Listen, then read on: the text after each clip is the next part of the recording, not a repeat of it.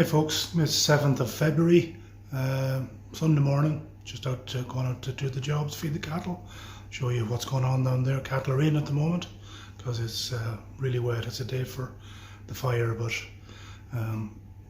so I need to go and feed the cattle first before anything happens, and then I'll show you around. But I want to maybe talk to you today about like what makes the grass-fed beef that we do so special.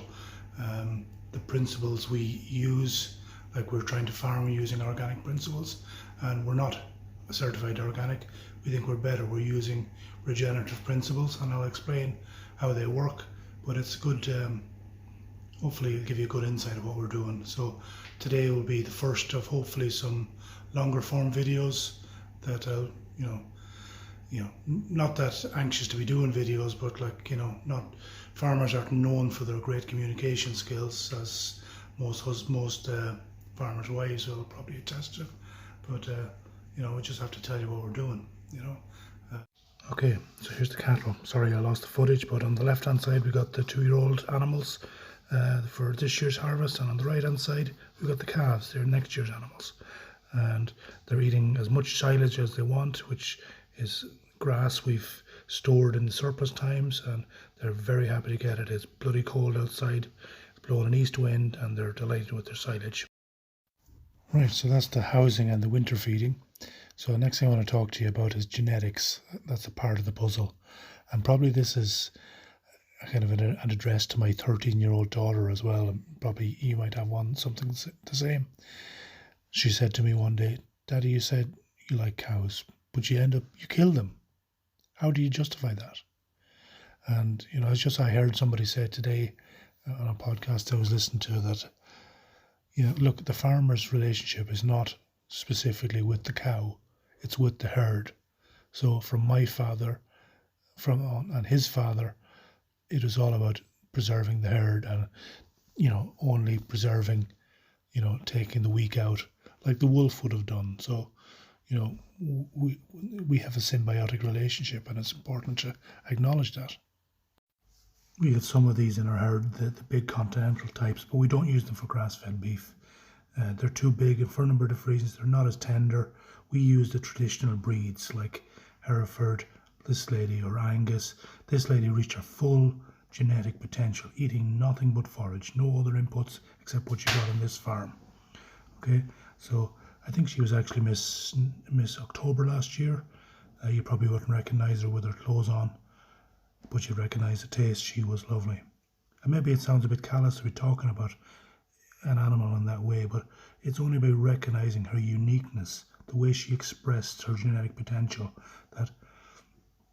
that's what gives a future for her herd, for her kind. Not to mention the impact she had on the ground. She has a much more beneficial impact on the ground than the big continental types. So just before I go in for my breakfast, I thought I'd show you something about my grass management. And just like the farmer herd relationship, there is a much older principle that we need to be advised of. And let me turn the camera around and show you. Okay, this just looks like a field of grass, but look, for 7th of February, it's pretty nice grass to have, especially when there was zero fertilizer put in this the last couple of years. So if you look, this is the pit we let the cattle eat, the tips. This is where the energy is, and the rest, between we'll eat 30 to 40%, 50% maybe. The rest will be walked into the ground, because grass has two methods of reproducing. It'll go to seed, or it will tiller. Anything that's pushed down to the ground, what the worms don't eat, will tiller and regrow from the bottom. Okay, so I spend most of my farming life trying to keep grass, stop it from going to seed, keep it vegetative. What you want is to respect the physiology of the grass. It wants to go to seed, yes, but it's quite happy to tiller as well, and varying the degree of animal impact will get you really getting the grass growing itself. And that's what we do that makes our grass so special.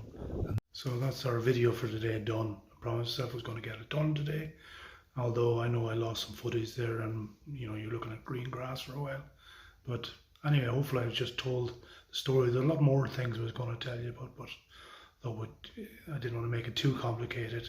But we'll come at it again. We'll talk to you again some other time and tell you about some of the other projects we have going on. But hopefully that's given you some indication of how seriously we take producing the best grass-fed beef. And it is different when you get organically produced grass-fed beef. It's a very different product. So I hope that's kind of come across in some way. But anyway, we'll talk again soon.